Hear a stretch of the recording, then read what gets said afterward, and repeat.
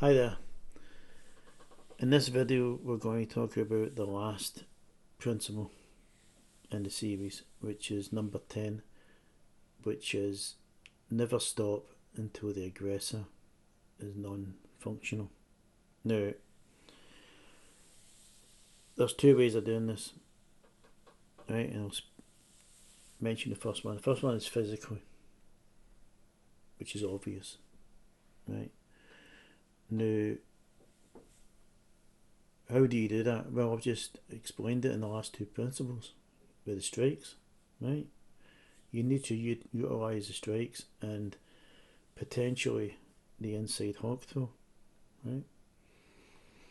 And so that's the physical way you're going to make them non-functional, right? Now the other way of making them non-functional is mental, right? A lot of people don't think of this. They think that the only way of beating somebody is to physically beat them or kill them. Well, you don't want to be killing somebody. I already mentioned that when I said it in the listing. You don't want to kill somebody, and if you can help it, you don't want to put them in hospital either, right? Because apart from anything, you could end up in jail, right? You don't want that. You want to protect yourself. You don't want to go to jail for protecting yourself, right? So when it comes to physically protecting yourself, you want to do enough to make them non-functional, right? And that's down to you, what you use, right? Only you can judge that at the time when it happens, right?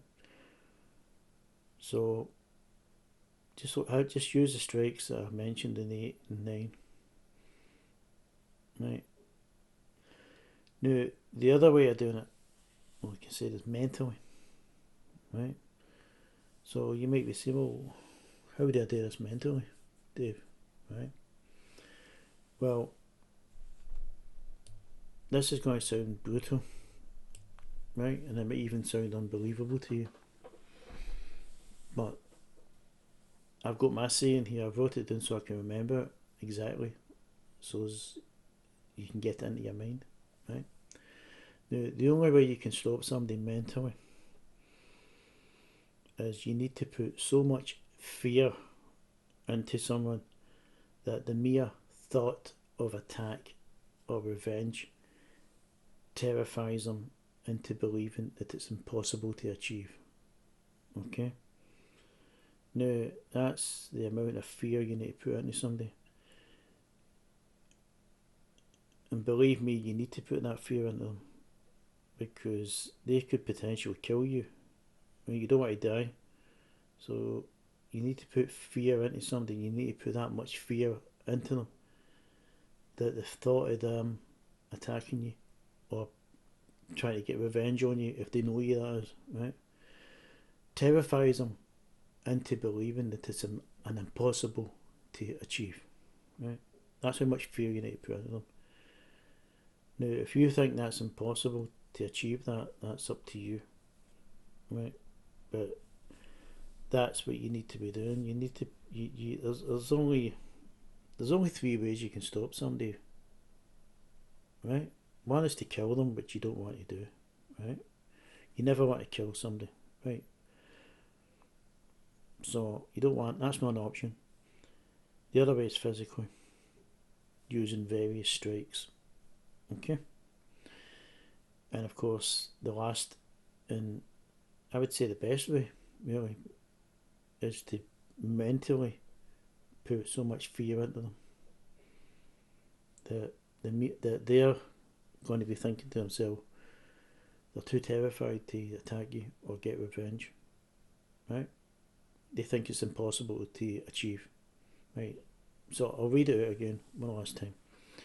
You need to put so much fear into someone that the mere thought of attack or revenge terrifies them into believing it's impossible to achieve, right? Now, that's how I approached it, right? I got to that stage that I could do that to people, right? I was able to do that to people, put that much fear into them, because you've got to survive, right? If you don't put that kind of level of fear into somebody, they're going to come back at you, right? You need to make sure they don't come back at you. And if anybody says no, that's impossible, you can't put that much, yeah, you can. yeah, you can. You've just got to do it, right? And it's just something you've got to learn. It can be done, right? And that's the way I done it. Eventually, not straight away, of course. I mean, this was years in the making, of course, to get that ability to do that. Once I was fully formed. But you need to put fear into them, and you need to do it in such a way that they're not going to attack you or seek revenge, right? I said you might think that's impossible, but it's not. It's not impossible. It's more than possible, because I've done it, right, myself, to people. But only in the extreme circumstances, of course. Right, I'm not a bully. Like I said to you before in another video, I was bullied badly, right? I'm not a bully. I've never been a bully, but I've got no conscience about putting fear into somebody who's trying to destroy me, right? Somebody tries to destroy me, they're going to have a hard time with it, and I'm going to put that much fear into them that they'll not even contemplate it, right? And that's the level of fear you need to put in to people if you want to survive mentally, right? So there's not much else to see here. That's the conclusion, really, of the 10. That's my personal principles. Now, there is, as I said in the introduction to the principles, there's more than 10, right? Now, you could be reading my principles and think, oh, you've missed out this principle, you've missed out that principle. Yeah, probably. Because these are the 10 I use. I mean, before I done this video, this video series, before I done this video series, I had a minimum of 40 principles, right? And there's even more than that, right? But I had to utilise what I believe in and what I use, the principles I use, and these are the 10 best principles for me, right? And hopefully there'll be a benefit to you, right? How you fight, how you defend yourself is totally down to you. Like I said, this is not a tutorial on how to fight. It's a tutorial, in a sense, on principles, right? I can't teach you to fight. How can I teach you to fight over the internet? Right, I can't do it. But I can teach you the principles. And it's up to you to practice the principles and find your own way of doing it. There's plenty of tuition out there. There's plenty of people on YouTube doing combatives and even jiu-jitsu and any other style. Every style you can think is on YouTube, right? So like I say, I'm not here to teach you to fight.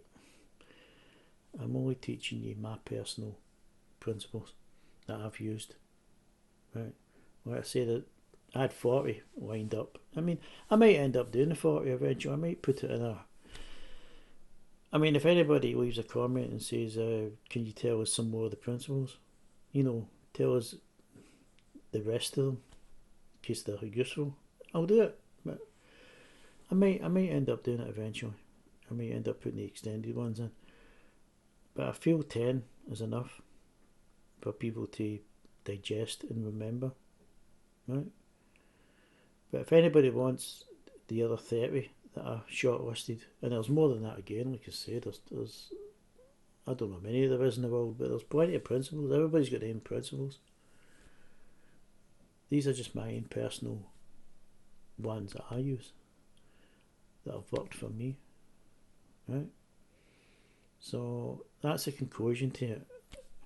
In the future, I'll be doing more videos on self-protection, individual topics.